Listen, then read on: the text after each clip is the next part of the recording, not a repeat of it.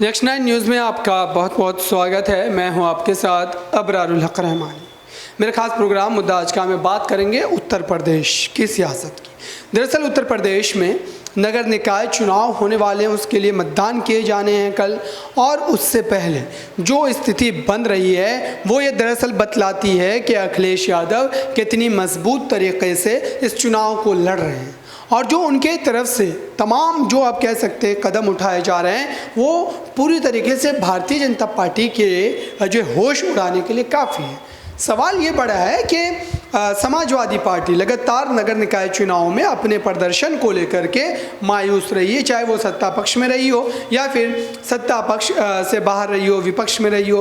क्योंकि कई बार आपने देखा कि जो एक तरीके से स्थिति बनी थी उसके बावजूद भी जो है समाजवादी पार्टी भले ही जो है प्रदेश में अपनी सरकार बनाने में सफल तो हो गई थी, लेकिन उसके बाद वो जो है कहीं ना कहीं नगर निकाय चुनावों में जो है पिछड़ती हुई नजर आई, और जनता ने उन्हें जो है नगर निकाय चुनाव जो है उसमें जीत जो है वो नहीं दिलवाई। तो एक तरीके से अखिलेश यादव के लिए ये एक जो है बड़ी चुनौती है कि इस बार वो मुलायम सिंह यादव के निधन के बाद अब क्या पार्टी को फिर से एक बार नगर निकाय चुनाव में बड़ी जीत दिलवा करके जो है राजनीति में एक नए सिरे का आगाज़ करेगी। सवाल ये है कि जिस तरीके से अखिलेश यादव ने इस चुनाव को गंभीरता से लिया है, लगातार वो जो है पिछले 2-3 महीनों से अलग अलग जो है प्रदेश के हिस्सों का दौरा कर रहे हैं और कहीं ना कहीं जनता की नब्ज को टटोला भी जा रहा है उनकी तरफ। लेकिन अब ये समझना है कि भारतीय जनता पार्टी इस वक्त जो मुद्दों को लेकर के सियासत कर रही है और जिसको लेकर के यहाँ पर कहीं ना कहीं वर्गलाने का भी प्रयास किया जा रहा है, तो इससे क्या राजनीतिक ध्रुवीकरण जो है वो होता हुआ नजर आएगा या फिर अखिलेश यादव इस पर कहीं ना कहीं अंकुश लगाने में सफल रहेंगे। तो ये पूरी तरीके से इस वक्त जो है सियासी हालात बन रहे हैं उत्तर प्रदेश में, और अखिलेश यादव के लिए एक बड़ी चुनौती से तो कम नहीं है, क्योंकि अगर इस वक्त जो शिवपाल यादव के साथ आने के बावजूद भी पार्टी का प्रदर्शन नगर निकाय चुनाव में बेहतर नहीं रहता है तो उनके नेतृत्व को लेकर के एक जो गंभीर सवाल है वो पैदा हो जाएंगे, क्योंकि मात्र जो है 12, 13, 14 महीनों के बाद ही जो है आम चुनाव होने वाले हैं। तो इसका कहीं ना कहीं असर जो है उन चुनावों पर भी पड़ता हुआ नज़र आ सकता है, और इसको लेकर के कहीं ना कहीं जो है गहन चिंतन मंथन करने की ज़रूरत है।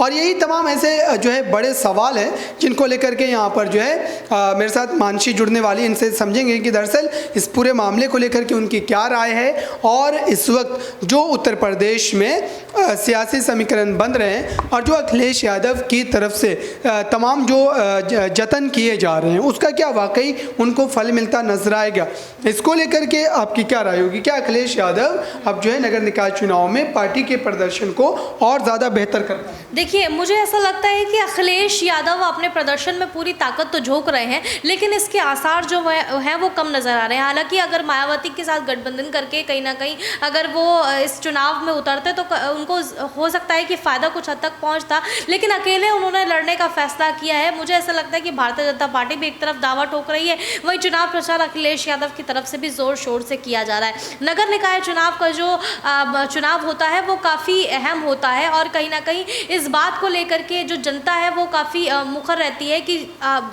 जो काम किया है वो किसने किया है। अखिलेश यादव के जो कार्यकर्ता हैं ज़िला के तौर पर किसने किसने काम किया, तो उसके आधार पर जनता वोट करती है।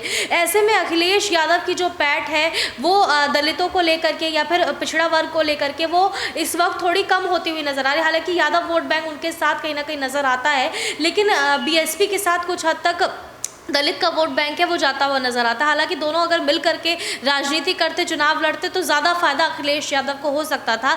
लेकिन दूसरी तरफ इस वक्त अगर नगर निकाय चुनाव की बात की जाए तो योगी आदित्यनाथ भी अलग दावा ठोक रहे हैं। डिप्टी सीएम केशव प्रसाद मौर्य से जब सवाल किया जाता है वो भी यही कहते हैं कि एक तरीके से समाजवादी पार्टी नहीं समाप्तवादी पार्टी हो गई है। तो इस तरीके की बयानबाजी केशव प्रसाद मौर्य की तरफ से की जा रही है। हालांकि चुनाव प्रचार में हमने देखा कि बहुत ज़ोर शोर से आगे बढ़ते हुए अखिलेश यादव नजर आ रहे हैं। आज सुरक्षा में बड़ी चूक का मामला भी सामने आया था, सोशल मीडिया पर वो वीडियो काफ़ी वायरल हो रहा है और इसका जो जिम्मेदार है वो कहीं ना कहीं यूपी पुलिस को ठहराया जा रहा है कि उन्होंने सुरक्षा में जो है चूक कर दी कहीं ना कहीं। तो अखिलेश यादव लगातार इस मुद्दे को बढ़ाते हुए भी नजर आएंगे और मुद्दा इसको बनाया जाएगा आने वाले चुनाव में। तो लगातार ये खबरें हैं वो चलती हुई नजर आ रही है। देखना होगा कि अखिलेश यादव अपनी पैठ जो है वो मजबूत कर पाते हैं या फिर नहीं।